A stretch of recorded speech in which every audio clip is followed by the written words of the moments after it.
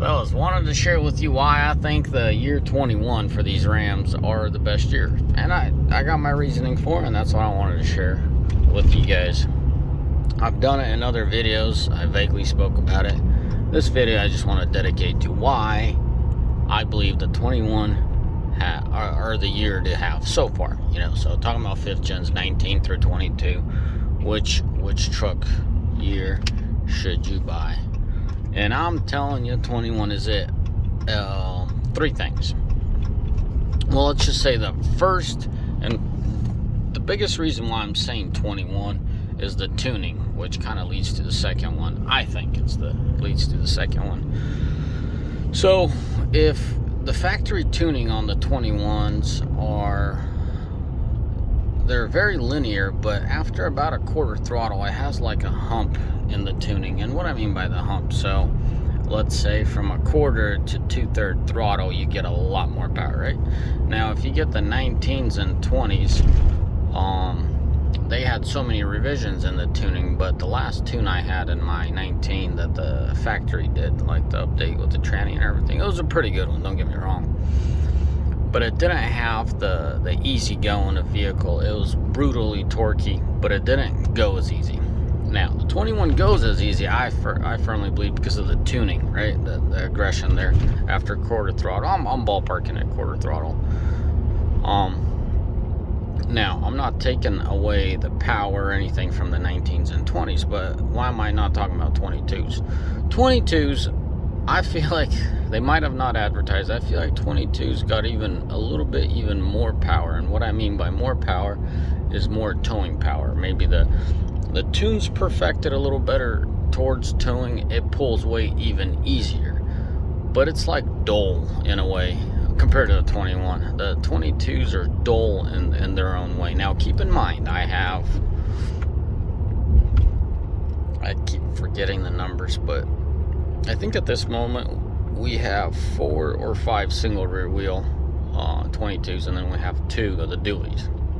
The tuning on the dually and the single rear wheel could be questioned, but I see no difference there.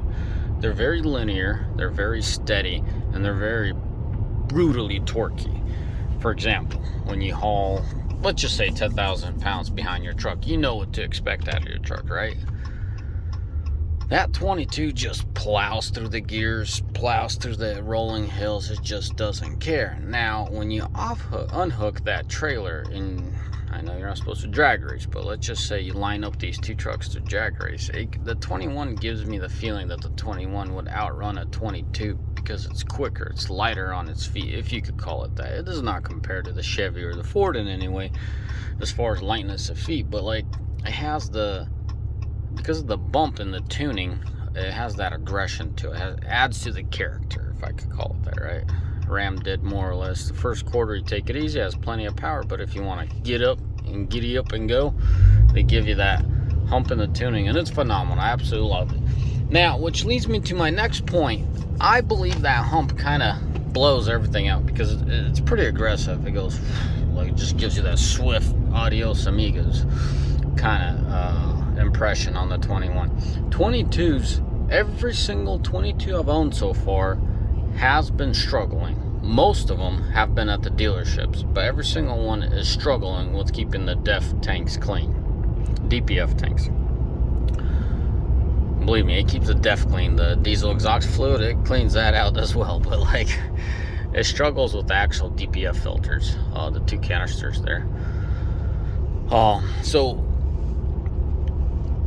it's not very accurate, but it's just kind of like my suspicion. Because the 22s are so linear and so smooth and so easy flowing, it doesn't have the abruptness, right? I mean, obviously you goose it, and if it's in order, if the machine's in order, it will get up and go, and it'll give you that power, and you'll pull through it.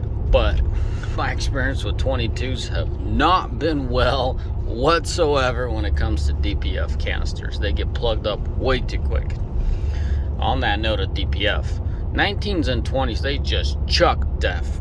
But I couldn't make that statement. I couldn't say they have DEF problems. DPF problems, right? I always told you guys, hook up a trailer and tow, you'll be perfectly fine, which is not the case with the 22s. 19s and 20s are fine.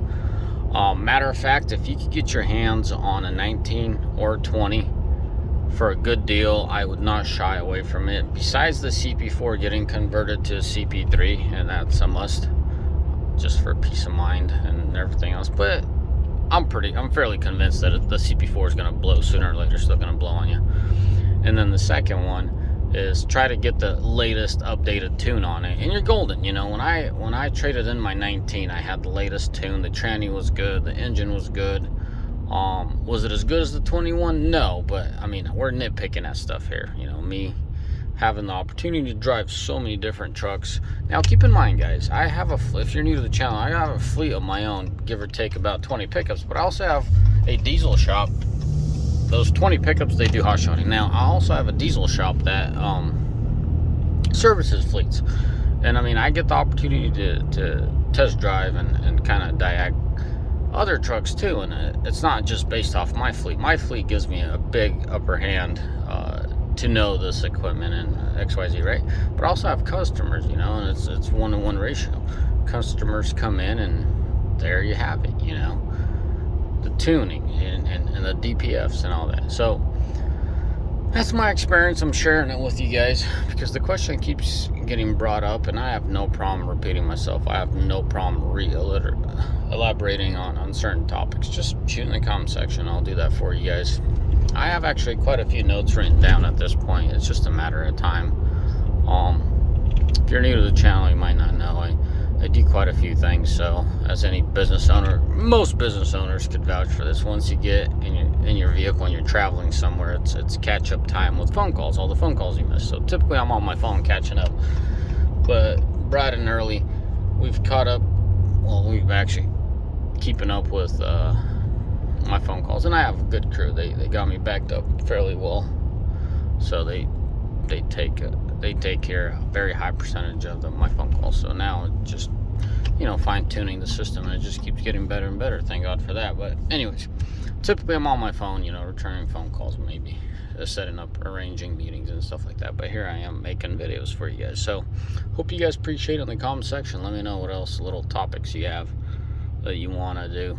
A couple topics that come to mind right now, and I'll do my best to get on them soon, is timing and mileage. A lot of guys on fluid changes, like front diffs. I have a story on the front diff, how we did, I think, 75,000 miles, and that fluid was white, so water got in there. I mean, it was weird.